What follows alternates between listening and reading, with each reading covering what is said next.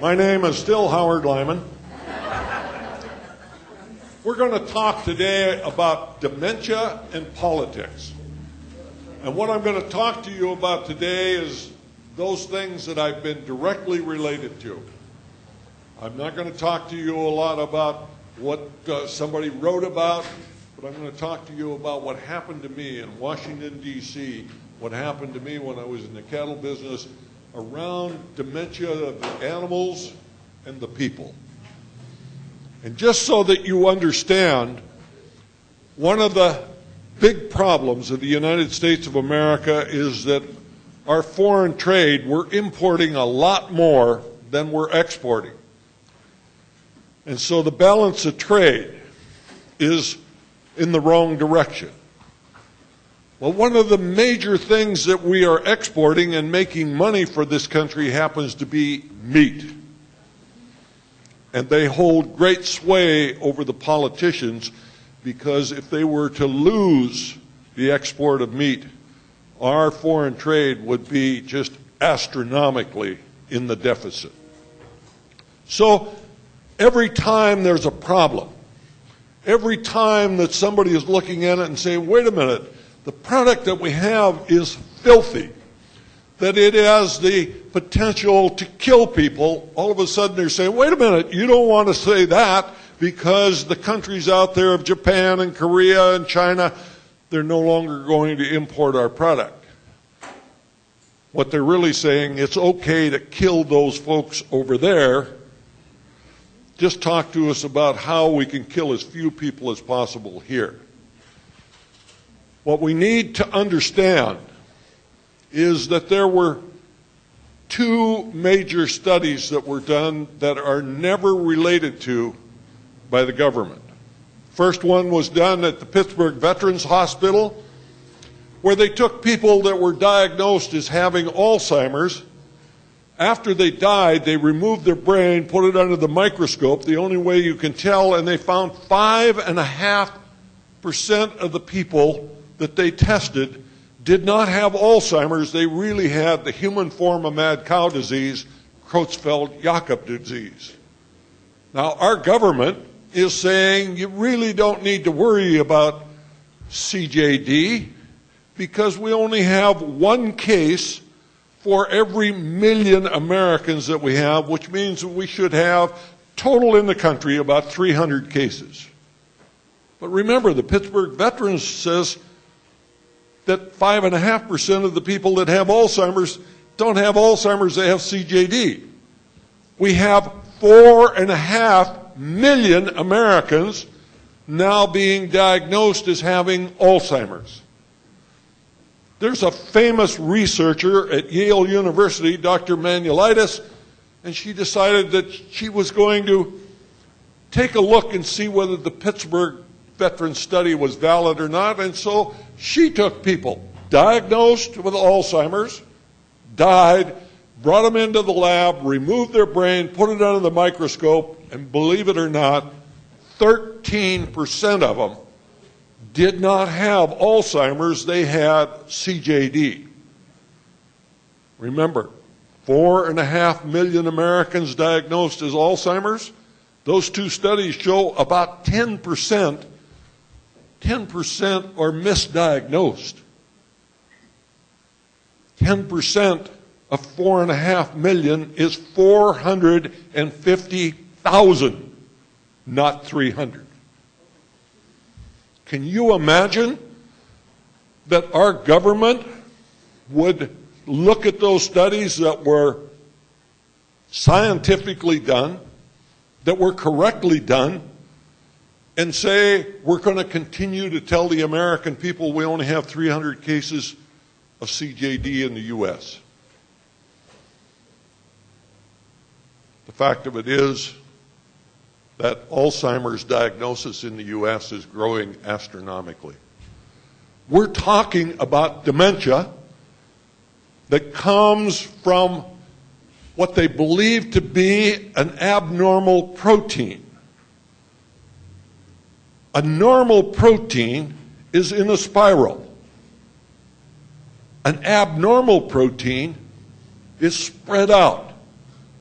For some reason, when you ingest this abnormal protein, it migrates to the brain and it starts eating holes.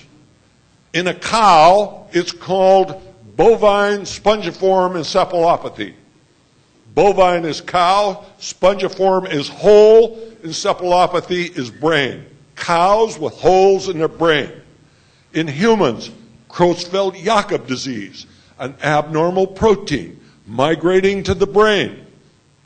Depending in the brain on where it affects it, you may go blind, may slur your speech, you may lose your memory, and in the long run, you will die. It is 100% fatal. Whether you are a cow, a pig, a chicken, a turkey, a horse, a human, a spongiform disease in the long run will kill you. The incubation time on different species has different lengths. In humans, it's anywhere from 10 to 40 years. We believe that there are 1,000 different varieties. In other words, every time that we take a spongiform disease, and let's say we start out and it's in a chicken, I believe that almost every species, a minute amount of them have normally occurring spongiform disease. If we take a chicken and we feed it to a hog, we can transfer the spongiform disease from the chicken to the hog. We can take the hog and feed it to a cow, and we can go and take a mutated spongiform disease that came from a chicken through a hog to a cow, and we have a different sort of a spongiform disease, but it is a hole in the brain, it is terminal, and it is long-term. And then we take the cow and we feed it to a human, and all of a sudden what we're looking at is we're looking at something that came from a chicken to a pig to a cow to a human. It's a spongiform disease, but it is totally different than somebody that actually had the genetic form of a spongiform disease for a Homo sapien. And so I'm telling you right now, it appears like we have 1,000 different varieties of spongiform diseases. They are not just one that's out there. And it is different in different species.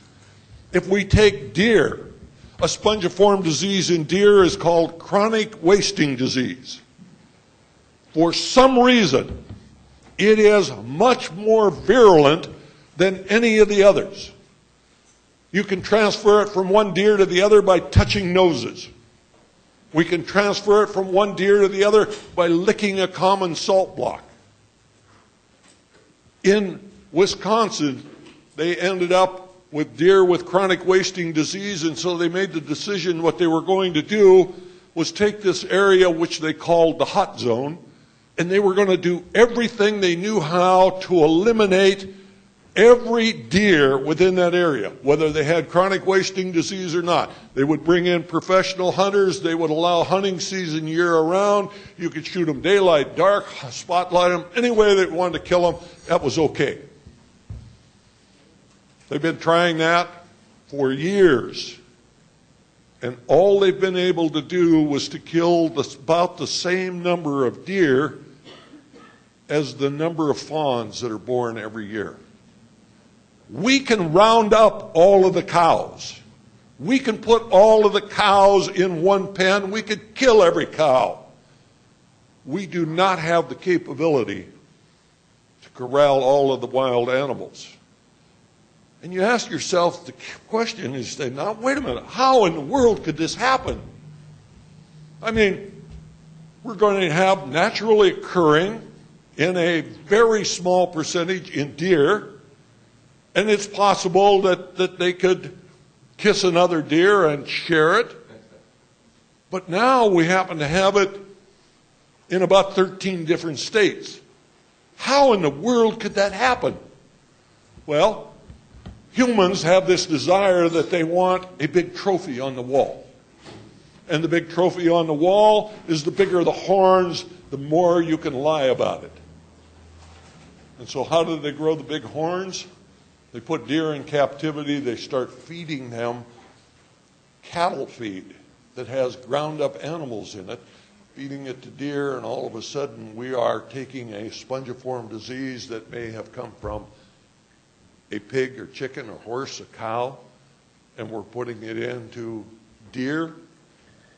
Every now and then the deer jump over the fence, they move out, and now we have about 13 states that have chronic wasting disease, which in my opinion is one of the biggest problems we have, because we cannot control where they go and what they do. Now, when I was a farmer in Montana, I had a large feedlot. It was interesting. I set up my business in Montana in the feedlot that most of my cattle that I fed went to Canada. And it was a wonderful system, because in Canada, their grading system, the higher the grade, the lower quality of the animal compared to the U.S. grading system. And so I would have the people from Canada come down and view the animals. They would buy what I would consider to be the bottom end of the pen. For a premium price, I would turn around and take what I considered to be the top end of the pen and sell them at a premium price for the slaughter organizations in the States. The system worked extremely well until politics raised their head and they closed the border. And here you are with an operation where you have millions of dollars invested, and all of a sudden some bureaucrat, U.S. or Canadian, decides they're going to close the border, and then you have to try and learn to make your business work. Well, when this was happening, I ended up one time with a disease in my cattle. Remember, I had about 7,000 head of cattle. And all of a sudden, I was ending up with cattle that were in perfect shape, and they would stand and not eat or drink. I mean, totally healthy appearing, prime animals, and all of a sudden, they would not eat or drink, and they would just waste away. And I would bring out veterinarians and ask them what was going on, and they couldn't tell me. And I finally found a veterinarian that came and looked at it, and he said to me, he said, "I think what you have is TEM in your cattle, thrombosis in meningitis." It was a bacteria that was attacking the brain.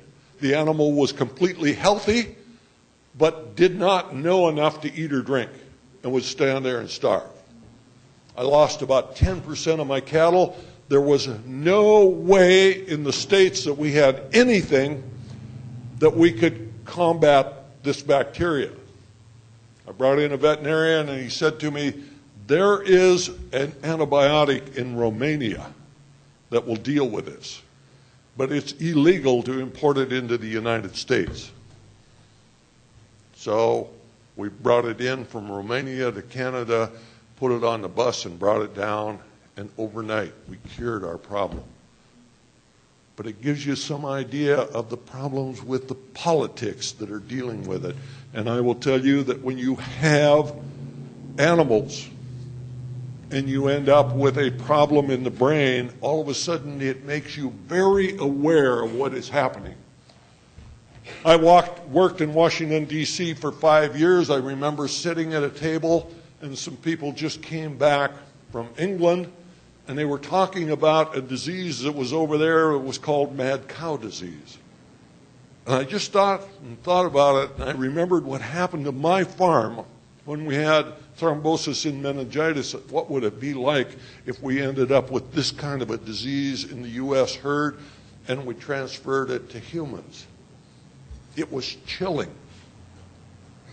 And I stopped and went up to the Library of Congress, and I went in and I read every word in the Library of Congress about bovine spongiform encephalopathy. And it was not much. One afternoon, I read everything they had in the Library of Congress, and I just thought at that time, What they're doing in England is exactly what we're doing here. We have in sheep a spongiform disease, what is called scabies. In England, they have a disease, a spongiform disease in sheep called scabies. In England, they were grinding up these sheep and feeding them to cows. Down here, USDA found a herd of sheep that had scabies, and rather than eliminating them, you know what they did? They ordered a dispersal sale. And instead of having them in one farm, we ended up with them in hundreds of farms. But here we were, doing the same thing in the U.S. they were doing in Canada, grinding up animals that have spongiform diseases, turning them into feed, and feeding them back to other animals. Incubation time in a cow, about 7 years. Does not mean that the animal is not infected. It means that we, with the capability we have today, we cannot tell it's in a cow until they're 7 years old. Well, 1996, I had been on the road for about 6 years talking to people about mad cow disease, bovine spongiform encephalopathy. People thought I had holes in my brain. They laughed at me. The Minister of Health stood in front of Parliament in England and said, "We no longer can assure the English people that mad cow disease cannot be transferred from cows to humans." I went from an idiot with holes in my brain to all of a sudden here I was, the savior. When you went to Nexus Lexus and asked about bovine spongiform encephalopathy, 4 names came up. Out of the 4 names, mine came up 99% of the time. And so Oprah Winfrey decided to do a show that was called Dangerous Food. Could it happen here? She called and asked if I would appear on the show. Now, after spending 6 years on the road talking to people about mad cow disease, I knew what the parameters were. I knew that we had 13 states that had a law that was called the Food Disparagement Law. I called a friend of mine who was a lawyer, and I said to her, explain to me the food disparagement law so that I don't end up with my foot in the trap. And she looked at it and she said, it's really simple. The food disparagement law says it's against the law to say something you know to be false about a perishable commodity. Wait a minute. Something you know to be false?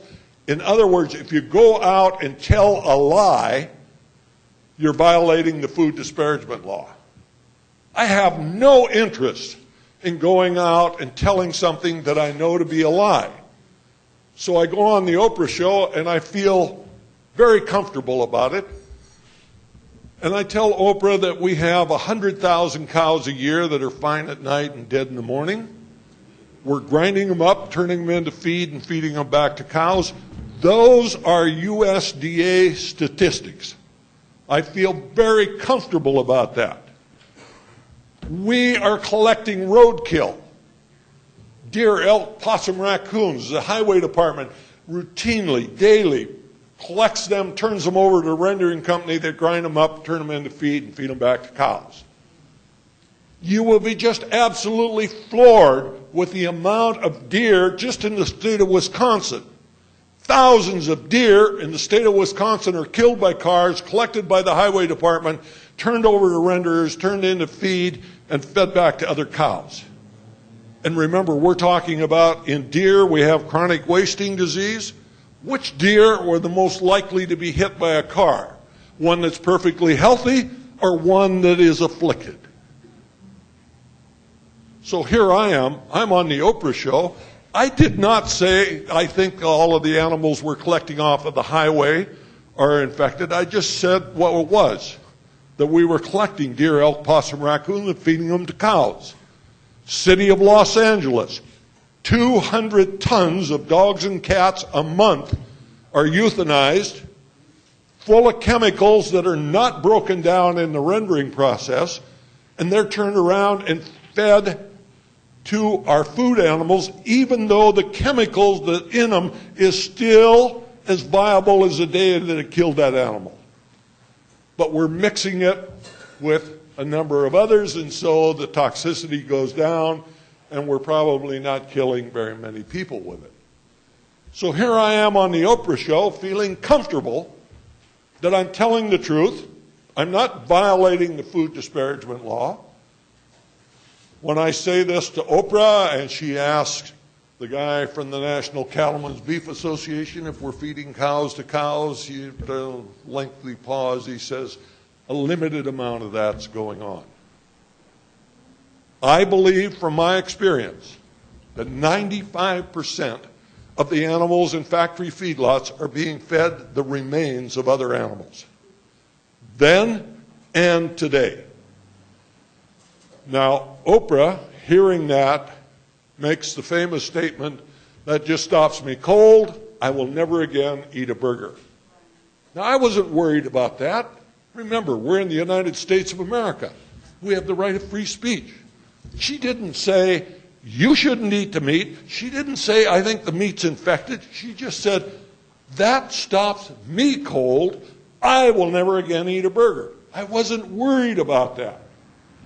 I wasn't even worried about it after we finished taping and went up to her and said to her, give me 10 minutes and I'll get you off a chicken.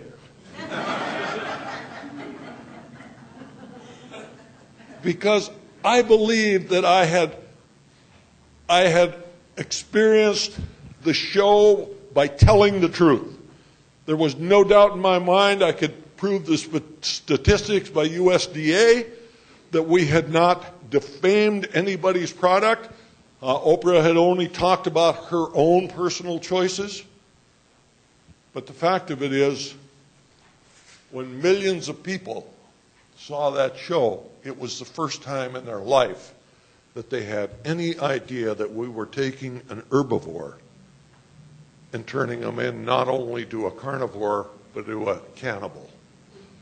And that was the worst thing in the world that could happen to the beef industry. And so they committed millions of dollars to tie us up in court, not that we had violated the law, but they were going to make us pay in a matter of time, and we were actually in court for 6 years.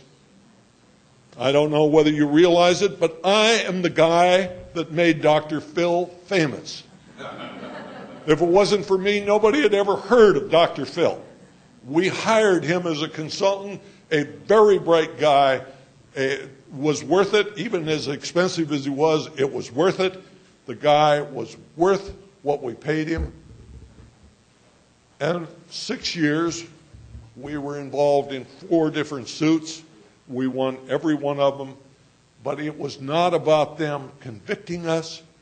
It was about showing everybody in the media, if you are willing to go and talk about where our food comes from, we will make you pay the price. So I looked at this and I thought, how do we inform Americans? How do we get the word out? I can't go to television stations anymore and get them to put me on because it's like I'm a pariah. They don't want any part of it. So I go out and I raise some money, and we went and made a documentary on this issue with the idea that we would take it to independent television, things like Showtime or HBO, PBS, and show it to Americans. And I will tell you, you can't believe how the reach of the industry is and how intimidating it was. We finally got PBS to sign a contract with us to show the documentary, which we showed here at the conference. They signed a contract where they would show it 5 times in 4 years on 800 stations.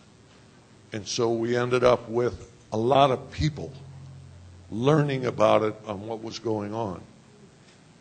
But we're talking about something that is 100% fatal, something that will incubate from 10 to 40 years, something that is, the symptoms are much like Alzheimer's, where that if we operate on somebody, for example, they had some short people, and science just wanted to make short people tall. Can you imagine how much money you could make if you could have somebody and they come in with a short person and say, for X number of dollars, we can add 6 inches to them or a foot?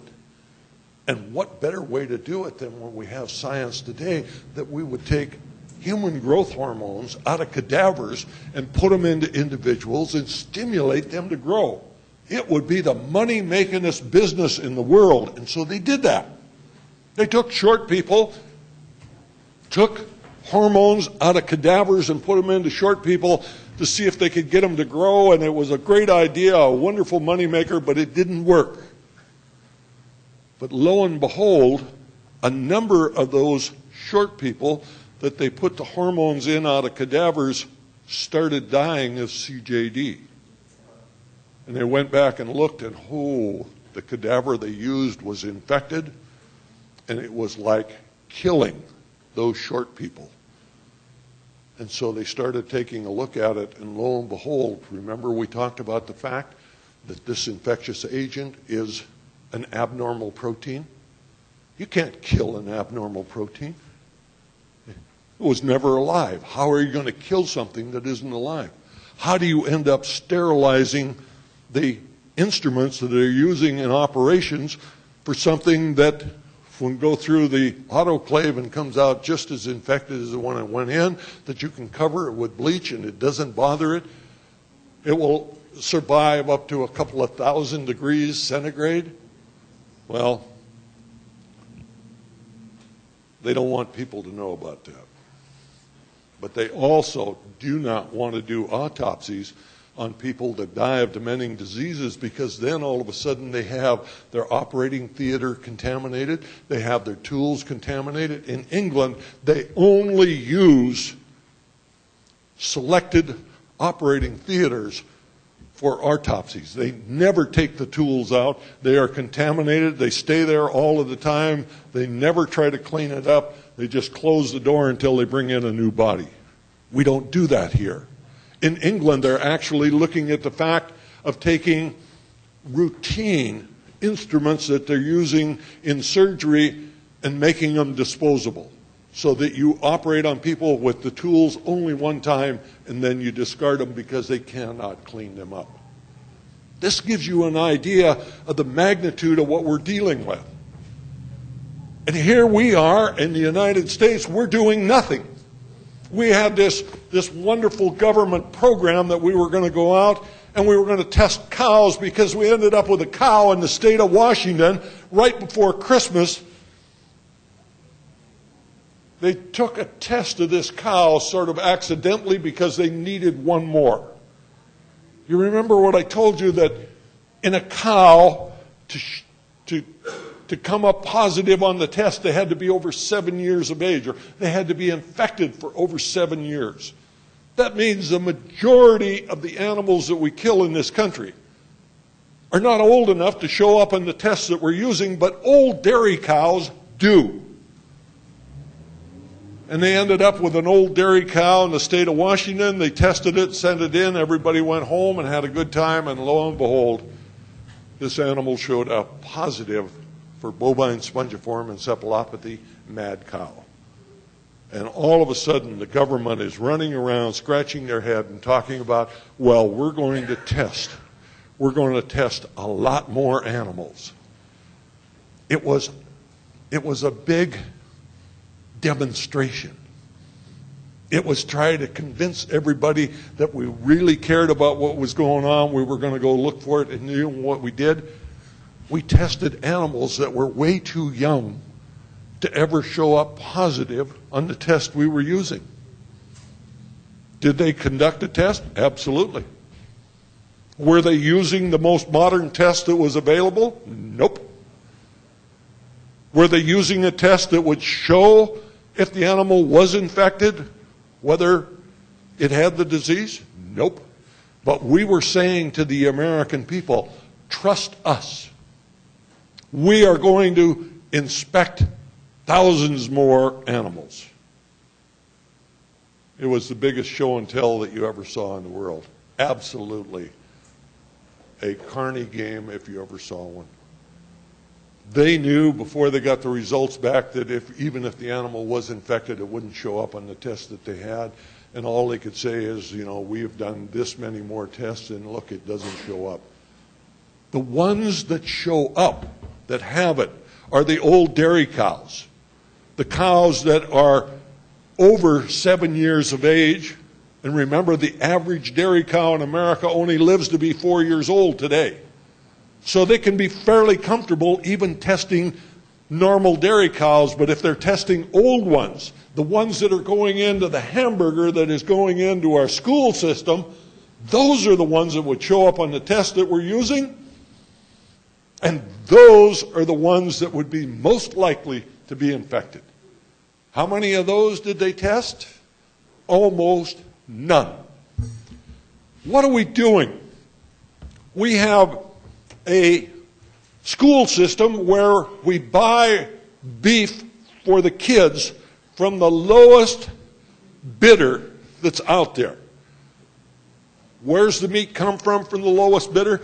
The oldest, most decrepit cows that are possible. Some of them couldn't even get to the kill floor, and so they would drag them in to kill them. And they have a name for them. They're called a downer.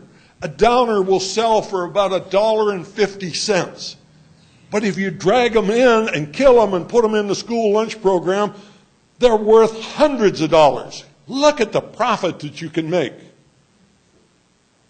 Did you ever stop and think that if we went down to a local burger joint here and we got a raw burger and we took it to a DNA lab and we asked them to check it out and see how many different animals' DNA were in one 4-ounce burger? It will come down to between 200 and 1,000 different animals in one 4-ounce burger. How much material does it take to cause a spongiform infection? The amount of material that will cover the sharp end of a pin will be more than enough to infect whoever is consuming it. How comfortable do you feel by going and getting a burger and hoping that not one of the 200 or 1,000 animals, whatever in it, that none of them had a spongiform disease? You talk about Russian roulette. Do you wonder why Alzheimer's is growing significantly? I believe it's because we have more and more people showing up positive of spongiform disease, which is CJD, which is the human form of mad cow disease.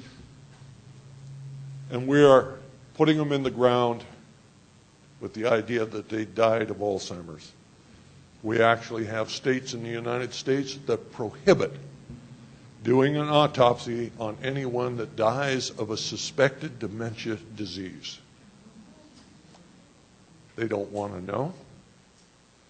They don't want to contaminate their tools. They don't want to contaminate their theater. And they would rather bury the people. This problem did not go away. It isn't like mystically when USDA and FDA came down and said, we no longer will feed cows, sheep, and goats back to cows, sheep, and goats. Now those are all mammals. They're cud chewers. And so they said, we're just basically going to get rid of cannibalism.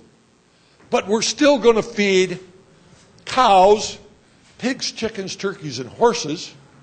And we're going to feed pigs, chickens, and horses. We're going to feed them cows. But then we're going to make one exception. We do not have the capability in the slaughterhouse to segregate the blood. So if they have a slaughterhouse and it's killing cows and pigs and turkeys and chickens and all of the blood commingles, we're going to make an exception and say it's still all right to use blood, cow blood, for feed for calves. And most calves that are born today in dairies are removed from their mother and they feed them milk replacer. The milk replacer has a good shot of cow blood in it. What could be worse in the world than feeding blood to those calves, which if you or I today, we went down to the Red Cross and wanted to donate blood, the first question they're going to ask you is, have you spent any time in England? And if you have, they won't take your blood. But we're taking cow blood and we're feeding it to calves, and we're saying to everybody, don't worry about it. You know, we're on top of this issue. We're not doing what's wrong. The fact of it is, the politics is out there that is much more important, that we end up with the profitability of the industry over the health of the American people. Now, I spent 5 years working on Capitol Hill. I will tell you that we have the best government that money can buy. There is absolutely no doubt in my mind, whatever amount of money that it takes to buy enough votes so that you don't have to compete with somebody else, it is cheaper to buy the votes than it is to go out in the marketplace and compete with somebody. We've actually had United States senators publicly say, I cannot be bought, but you can rent me.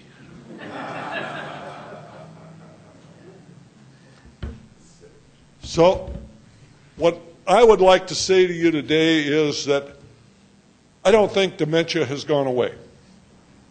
I think it is still out there. I think we're increasing the pool of animals that have it.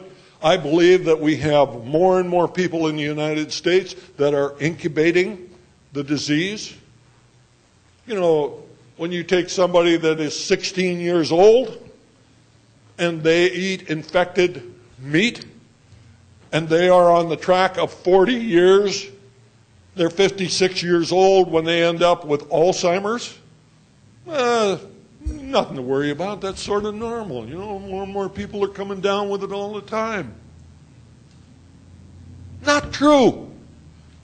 The truth of it is that they're interested in the amount of money that they can make, that they can end up keeping the overseas shipments going. How do we deal with this?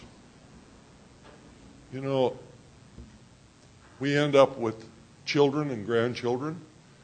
You know as well as I do how difficult it is to talk to our parents of our grandchildren about, you know, we ought to eat differently. You know, maybe it's not a good idea to consume dairy products. You know, you sure don't want to feed them a hamburger. Because you ever notice that your kids that wouldn't be here if it wasn't for you, they don't have time to listen to you because they're more interested in what's going on television every night, on the nightly news. What do we have? Only one advertiser. Comes from the pharmaceutical industry. Oh, go see your doctor and talk to him about the purple pill. I don't know what the hell the purple pill is good for. I don't know what disease you're supposed to have, but you're supposed to go and talk to your doctor and tell him that you think we ought to look into the fact of whether you have the purple pill. How long has it been since you turned on the television and they advertised a good organic carrot? Doesn't happen. How do we take this message? How do we take this message to our children so that we end up not using our grandchildren as the target for these dementing diseases? Remember, they survive thousands of degrees centigrade. They incubate from 10 to 40 years. They're 100% fatal. If you've ever had a member of your family that comes down with Alzheimer's, whether it is CJD or not, you know how debilitating it is, how difficult it is. You no longer can converse with them. They have no quality of life. And we're looking at the fact of a burger, 200 to 1,000 different animals in one burger. You talk about a real flip of the coin on whether one of them had a dementing disease or not. And so the first thing I would say to you is go to my website, madcowboy.com. I have a whole section in there on mad cow disease. We list all of the latest studies, not only a synopsis of the study, but the entire abstract. You can go and read the entire abstract. We do not try to say to you, this is the crux of what this study was about. Can you imagine how many people in the meat and dairy industry would like to bring me back into court? They would just like for me to put something on my website that they could show to be false, that they could lock me up. So I put the entire abstract on. I don't want to lobby people on this issue. I want to educate people on this. I want them to make their own decision. But what I'm telling you is, do not pay no attention to it, because it's happening and it's out there and it's ongoing. And whether we're talking about wild animals, deer and elk with chronic wasting disease, whether we're talking about sheep with scrapie, whether we're talking about cows with mad cow disease, whether we're talking about humans with CJD, these are all spongiform diseases. In the South Pacific, there was a group of cannibals where about 40% of all of the women were coming down with what they called a shaking disease, which was a spongiform disease. It was the practice of that tribe that when somebody died, if you wanted to see the future, you would end up consuming the body of your relative. But the fact of it is that a lot more women were coming down with this disease than men. And they couldn't understand why until they went and they had researchers and they stayed there and they lived there and they found that when somebody died, the men got the first cut of the cadaver. The women got what was left over, which happened to be the brain, the spinal cord, the internal organs. Which ones were the most contaminated? The brain, the spinal cord, the internal organs. When the Australian government went to the Four Tribe and outlawed cannibalism,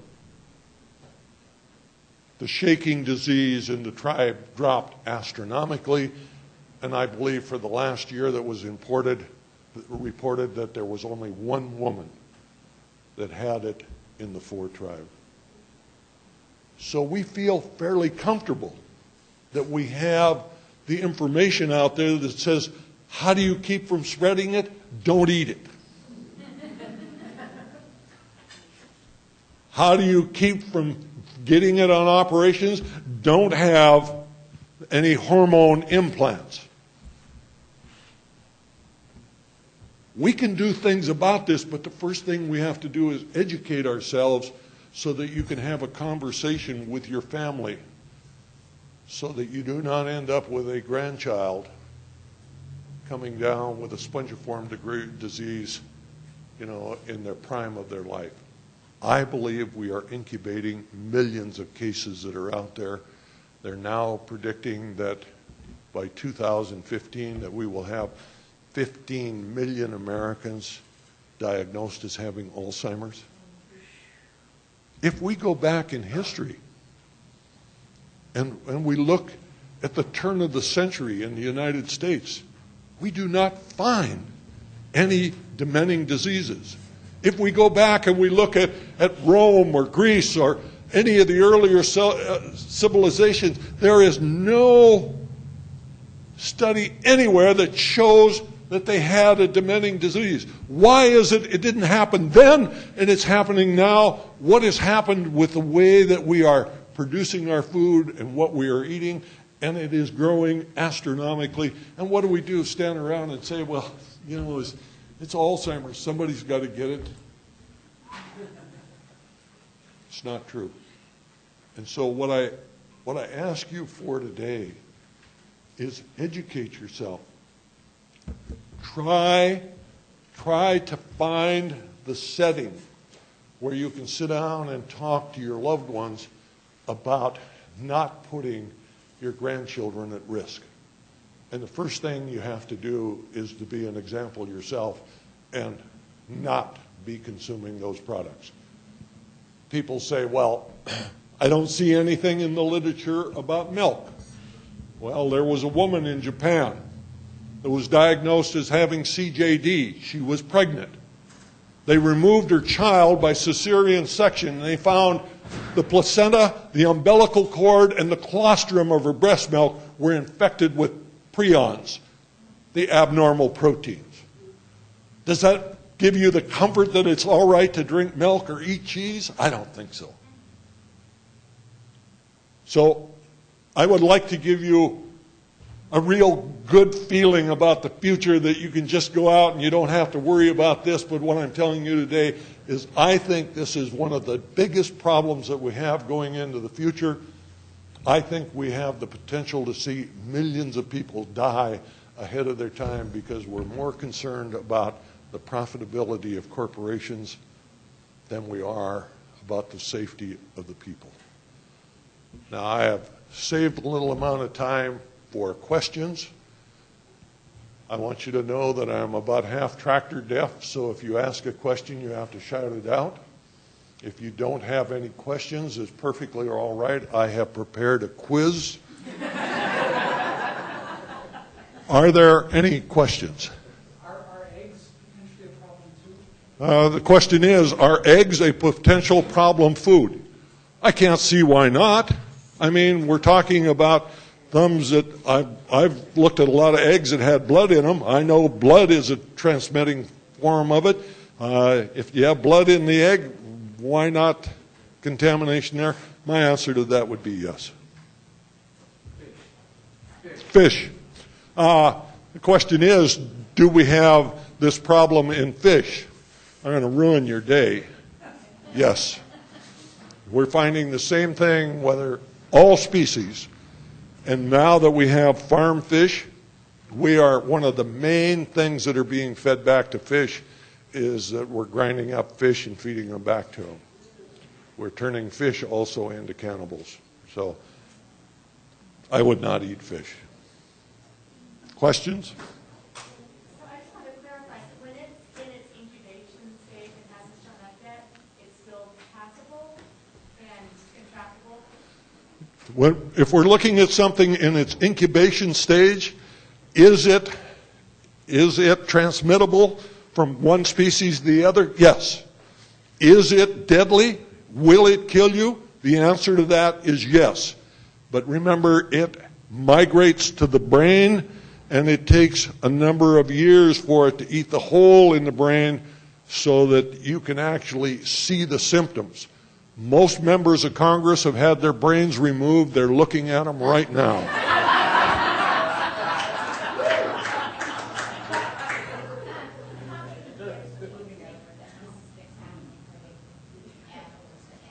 Question is, how many years has it been since we started feeding animals to animals? It basically became in vogue right after the Second World War.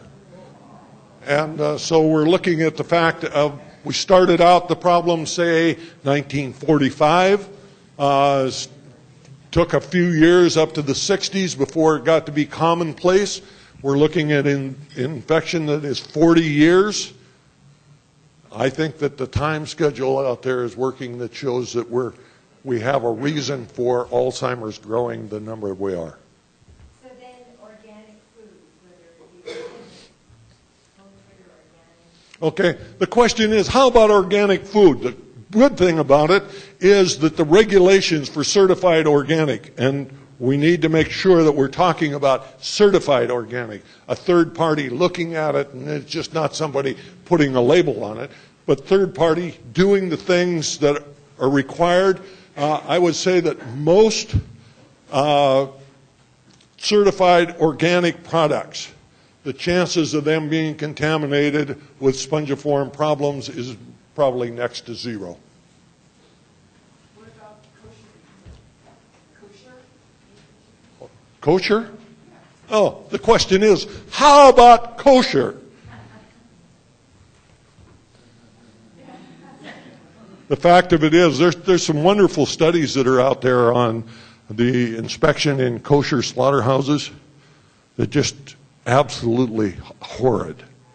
There is nothing in the kosher slaughter of animals that would prevent it from being in the meat that comes from a kosher slaughterhouse. I would not feel comfortable that it was doing anything to protect me or my family.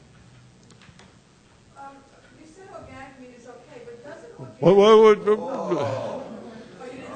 I did not say... If we look at organic meat, is it better than the other? Yes. Is it likely to be contaminated with spongiform? No. Is it good for you? No. Okay. But I'm questioning that, don't organically fed animals go to the same slaughterhouses? So can it just get mixed The in? question is, if an organic animal goes to a normal slaughterhouse, could it not be infected with the tools that are there? Absolutely.